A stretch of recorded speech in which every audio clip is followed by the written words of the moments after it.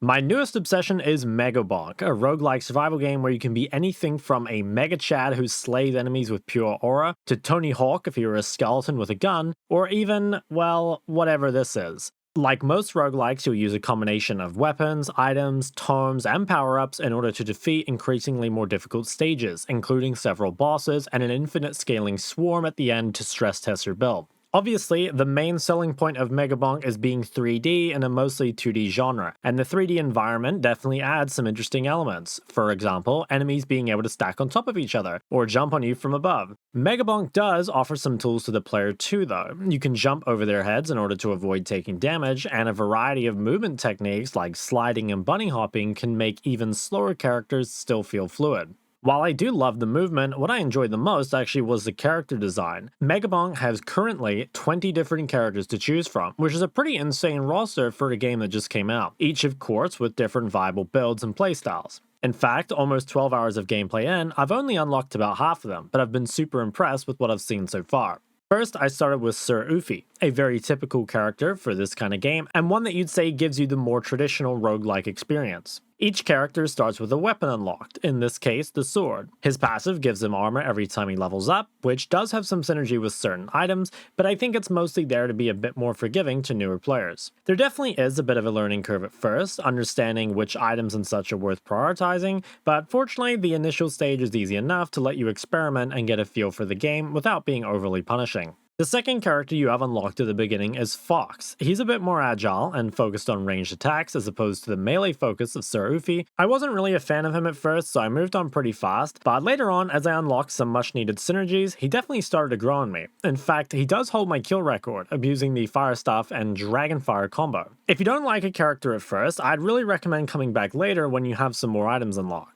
At this point, I was enjoying the game quite a bit, but I had yet to be blown away, until Calcium. It literally only took me a single game on Calcium to message my friend telling him it was the best character ever. You see, Calcium gains increased damage scaling with movement speed, encouraging you to become a full-on speed demon and rush around the map at breakneck speed. You can do some absolutely insane plays on him, especially if you end up getting upgrades to jump height or access to double or even triple jump. I think if they'd released Skate 4 with just Calcium, it would have been a big hit, honestly. Beyond just being used for high dopamine, movement speed is really valuable, even beyond the obvious of being able to just kite the mobs. With more movement speed, you can scout the map, gain access to more chests, more shrines, more stat buffs, you get the idea. I was still figuring out how things worked at this point, and I actually had the joy of fighting 6 bosses at once, which was probably not my brightest idea. Mega Chad is also a blast. You get to play as the weakest shock viewer, of course a 6'5" alpha male with expansive aura. He flexes on people and literally claps cheeks. Megabonk really does go hard on the meme humor, and you're gonna see constant references and things that make you go, did I read that right? By now, I'd started making pretty good progress. In Megabonk, there are 2 maps, each with distinct enemies, bosses, and stages, which of course get progressively more difficult. There's also some interesting challenges that you can do which are actually built into the game. As you do more quests, you'll continue to unlock more characters, items, and tomes. In addition, challenges give you extra silver, which is an out-of-game currency also used to unlock stuff. The most important things being extra tome and weapon slots. If I did have one criticism of the game, I do think it takes a little bit too long to unlock the extra slots, and sometimes you can feel a bit stifled with your build choices prior to that, but the gameplay itself is fun enough to make grinding them out not feel like a chore, but I think it'd be a nice change. To succeed in the higher stages can be pretty difficult. You have to strike a balance between getting enough scaling, such as XP tomes, gold tomes, increased difficulty, etc., but you also need to take enough early game, usually weapons, to make sure that you can kill things quickly enough in order for the scaling to be worth it.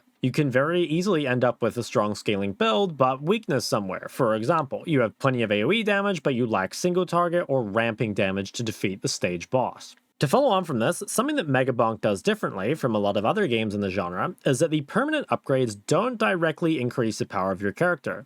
They often provide you more options, such as better items or tomes, or the ability to reroll and banish things you don't want, but there are no out-of-game increases to damage or any other combat stat. This makes all the stages relevant, even if you've cleared them previously, and there definitely isn't a guarantee that you make a deep run if you make some poor choices. Speaking of deep runs, the in-game leaderboard also has a lot of potential, but it does need some expansion. Currently, you can only see the top 10 runs with the name, character, and kill count. You can also filter by your Steam friends, which is really cool to see which one of you is the most unemployed, but it'd be much better if you could see leaderboards globally by character, and I think it'd be kind of interesting to see them by time as well. Overall, for the price of only 10 USD, Mega Bonk is insanely worth it. If you enjoyed playing Risk of Rain, Vampire Survivors, or any game in the roguelike survival genre, you'll be sure to enjoy this one too. Thanks for watching, don't forget to like and subscribe, and I'll see you all in the next one.